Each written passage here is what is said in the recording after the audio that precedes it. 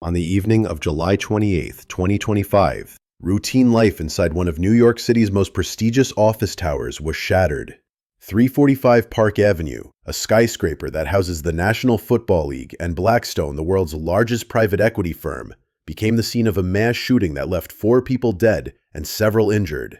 What followed was one of the most shocking attacks to strike Midtown Manhattan in decades. And for investigators and survivors alike, the events of that evening have raised questions that remain unanswered to this day. Pictures from the ground. All of the officers with their guns drawn. We're hearing that there have been multiple people shot. 345 Park Avenue is a 44-story office tower located in Midtown Manhattan. It is home to the NFL's main offices and to Blackstone.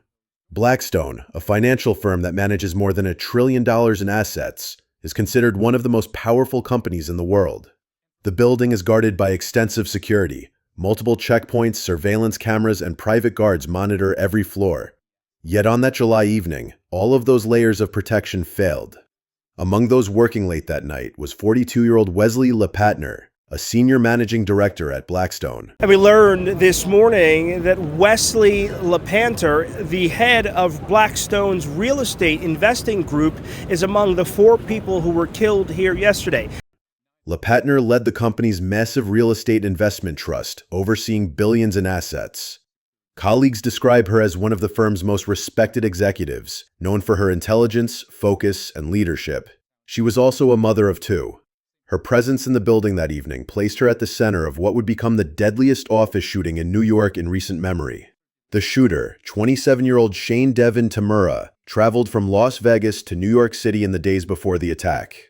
Tamura had a documented history of mental health problems. Investigators later discovered notes left behind expressing deep anger toward the NFL, specifically referencing CTE, a brain disease associated with repeated head trauma in football players. According to those writings, Tamura believed the NFL had ruined lives and concealed evidence of harm caused by the sport.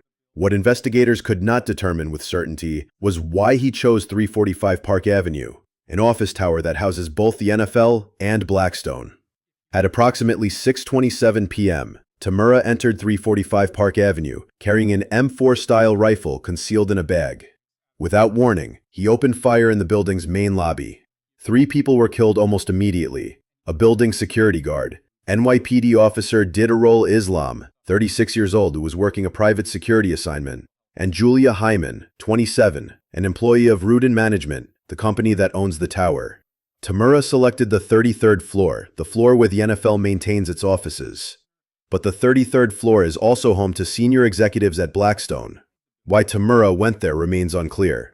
Investigators have said it may have been an error, that he chose the floor by mistake. He wasn't there looking to kill people at random. He could have done that right on the streets of Midtown Manhattan with that. Who went into that building intending to kill someone, and probably knowing he was not going to come out alive. Others suspect that this was intentional. While Tamura was in the elevator, those on the 33rd floor began receiving messages warning them to hide. Some employees locked themselves inside offices. Others moved heavy furniture, including a refrigerator, to barricade doors.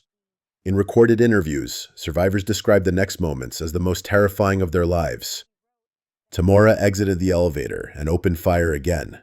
Among those struck by his bullets was Wesley LePatner. She died at the scene. After shooting on the 33rd floor, Tamura turned the gun on himself. The entire attack, from the first shot to his suicide, lasted less than 10 minutes. Emergency response teams flooded Park Avenue.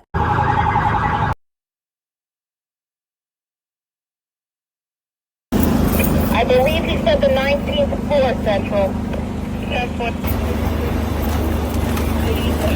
Go back. I got.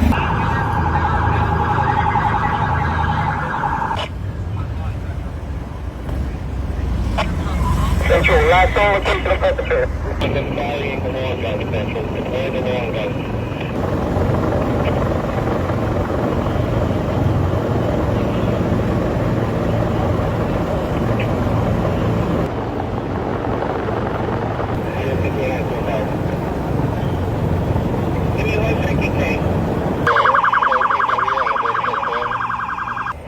Looks about like 25 right now, Central.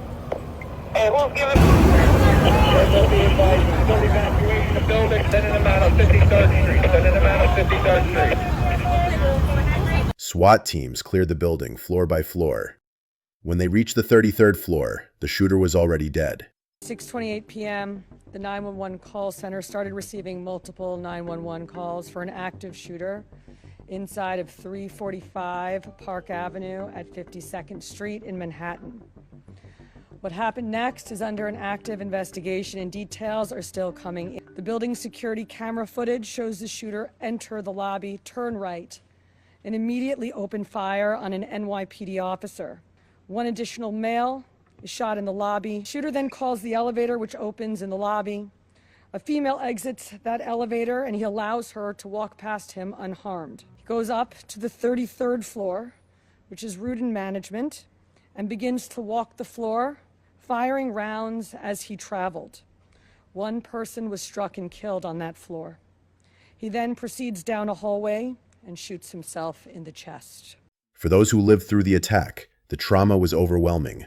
In total, 4 people were killed and 5 others wounded. Inside his bag, investigators recovered a note that confirmed Tamura's obsession with the NFL. The note mentioned CTE, the dangers of football, and a hatred of the league. What the note did not explain was why the shooting occurred on a floor where Blackstone executives worked. Officials have suggested Tamura took the wrong elevator, but this explanation has left many unconvinced. There are several unanswered questions. How was Tamura able to enter the building with a rifle despite multiple layers of security? Was the NFL truly his intended target? Or was Blackstone and Wesley LePatner the intended target all along? The timing and outcome of the shooting have fueled speculation that Wesley LePatner may have been the intended victim. Supporters of this theory point to the following facts. Tamura traveled across the country to a building where Blackstone executives worked. After the initial chaos in the lobby, he went directly to their floor. Within minutes, Wesley LePatner was dead. To some, this appears less like a random act of violence and more like a targeted killing disguised as a mass shooting. Blackstone is one of the largest investment firms in the world, with influence in real estate, technology, and infrastructure. Power on that scale attracts scrutiny and enemies. Could the events of July 28th have been a message sent to Blackstone?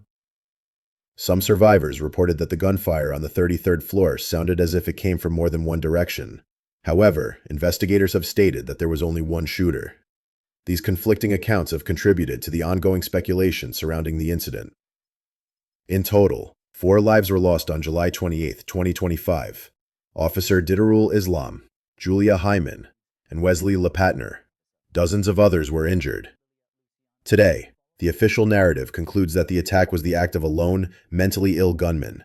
But for those who were there, and for those who look closely at the facts, questions remain.